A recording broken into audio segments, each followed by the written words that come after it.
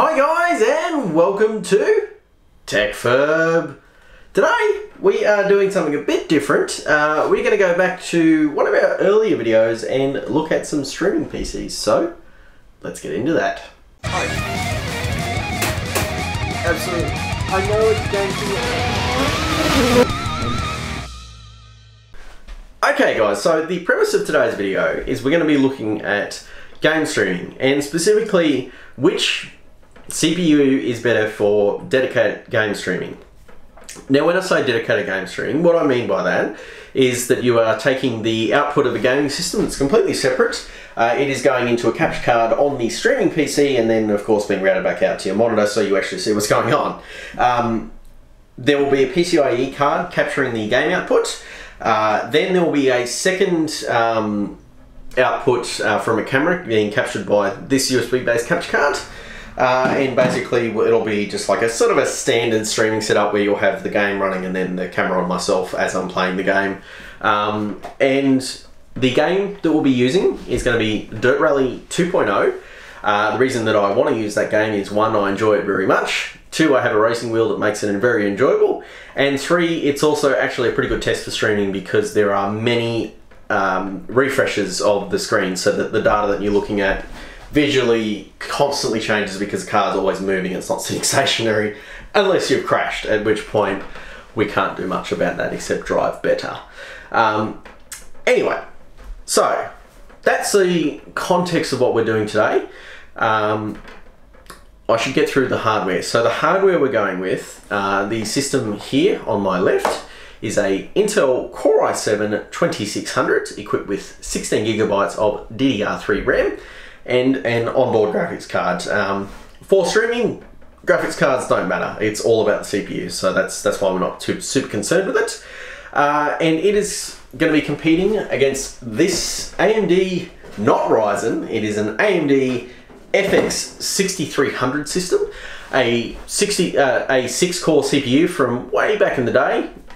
Arguable whether it was actually 6 true cores, but that is not the point of this video, so we can glaze straight over top of it and call it 6-core. And it is also equipped with 16 gigabytes of DDR3 RAM, but it does have a dedicated graphics card, which is a Radeon HD 6670. But the graphics card, as stated before, does not affect streaming. It's all about the CPU performance. So, what we're going to be doing is we're going to be taking the aforementioned Dirt Rally 2 game and the camera output, and we're going to be trying to stream it to YouTube at 1080p, 8 megabits per second, with a faster preset in OBS.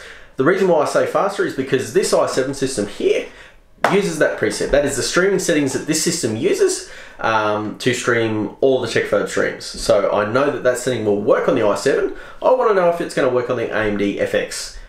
If it does, because as you can probably tell at this point, my bias is going towards the i7 naturally. I just feel it's going to be the better CPU for the situation, because why wouldn't it be? On paper, it's better in every way. But we're benchmarking, which removes any biases. This is going to be raw data. So if the streams do not decide the winner, what we will then be doing is we will stop streaming and we'll go to a recording based setup. So I'll record basically the same as what I was streaming, but I'll change the encoder settings. So I'll go from the faster preset up to the fast preset, then up to the median preset, and so on until one of the machines throws up its hand and gives up. Now, what may actually happen is the FX 6300 could surprise me, and it could actually keep up with the i7 2600 in this very specific workload. I might stress that, and I can't stress that enough. Very specific workload. So yeah, and if it gets to the point where there's no difference, then hey, that's it. That is what it is, and that's going to be the conclusion of the video. But I haven't done the test yet, and I think it's important that we do that. So let's start doing some streaming.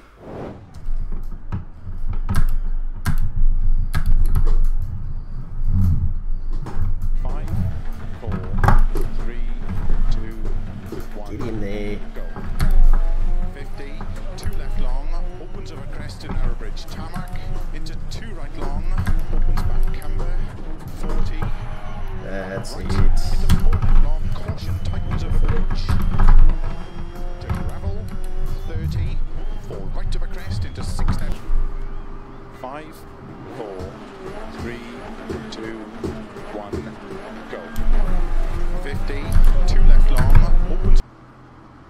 I think we're back, ladies and gentlemen. I had a terrible run and I've crashed quite badly, but that was not as bad as a stream crashing on the AMD system. I've restarted the encoder, and it's already dropped down to the preset that was sort of a bit easier. And before I've even done the video and released it, I can tell you that the Intel system has won. All right, here we go. 5, 4, 3, 2, 1, go. 50, 2 left long, opens over crest to narrow bridge tarmac, into 2 right long, opens back camber, 40, right, into 4 left long, caution tightens over bridge, to gravel, 30, 4 right over crest, into 6 left, 80, 6 left long, over jump maybe, slow, 80, left tightens, into 3 right long, 6 over crest, jump maybe, slow, 30, 50, tightens tarmac, into fast, right over crest, 4 right, 30, I'll take the corner, don't oversteer. into 3 right long, tightens over crest, 2 right, opens over narrow bridge, 80, 50. Alright, ladies and gentlemen, that is a very clear-cut winner. The i7, not this particular box, but the i7 2600 takes the cake, beating the AMD FX system. The FX couldn't handle the streaming quality. It just basically crashed out after about 5 seconds. Was not a pretty sight. I had to stop streaming. Luckily, with the way that YouTube is now set up, it actually kept the stream going while I fixed up my rig. In the past, that wasn't the case, so it's actually nice to see that YouTube's brought in that feature.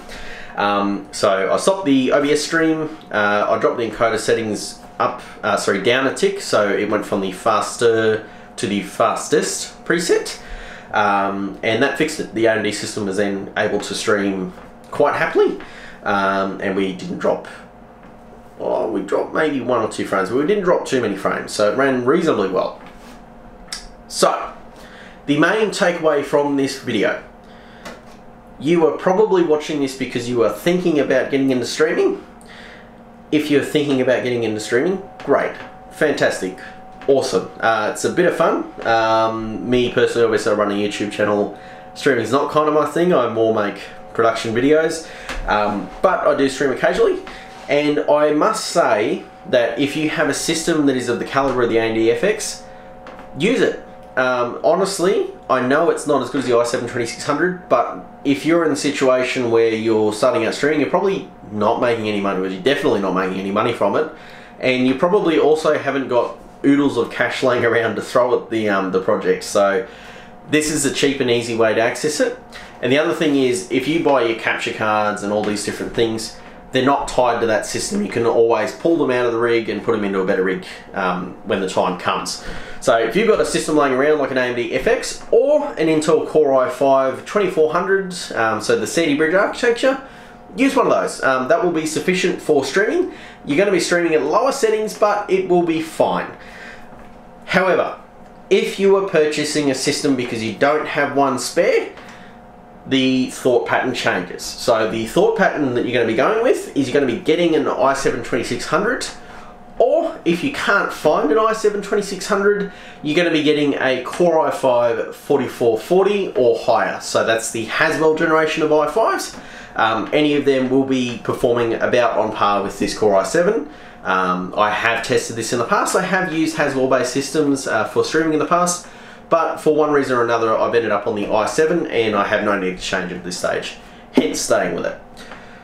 Now, if you have oodles of cash, you've got a few more options open to you. You can start to answer the philosophical question of, should I buy one really good desktop or an okay gaming desktop and an average streaming PC? If you're in that boat, I would suggest taking the latter option. I have done a video in the past, back in 2017, where I took my Ryzen 7 1700, disabled a couple of cores, did some streaming tests, then disabled a couple more cores, did some more streaming tests, and I found that the sweet spot for streaming in 2017 on games from 2017, so they're not requiring the massive multi-core that they do these days, a 6-core 12-thread CPU, so aka a Ryzen 5 1600, was sufficient. It would have done the job perfectly, and based on the testing at the time, that was the bare minimum. However, now that we are in 2020, if you are running games that were made any time in the last 2 years, so you're thinking 2018 or newer, there is a very high likelihood that it is requiring a higher core count CPU than what games did back in 2017. For example, if you're running Assassin's Creed Odyssey, a Core i5 is going to struggle. 4 core, 4 threads doesn't cut it for those games. The de novo, or whatever they call it, the DRM software really hampers CPUs. I'm actually working on a video of not this system, but comparing against this system with an older i5, and it really struggled in Assassin's Creed. So if you're running a modern game like that, yeah, I think the idea of having a single PC to do streaming gaming, probably not appropriate. You're going to have to spend a lot of money to make it worthwhile. And to be honest, as I've demonstrated here, you don't need a very high-end streaming rig to make it happen as a second, obviously as a dedicated option. So, got a bit more money, probably look at a system similar to this. That is a Ryzen 5 1600. You could probably get a 1600 AF, a 2600, or if you're lucky, a 3600. Any of those with 16 gig, or you don't need 16 gig of RAM, but 16 is a nice number. You could scamp out and go 8 if you really wanted to. SSD and capture cards for days, you'll be fine.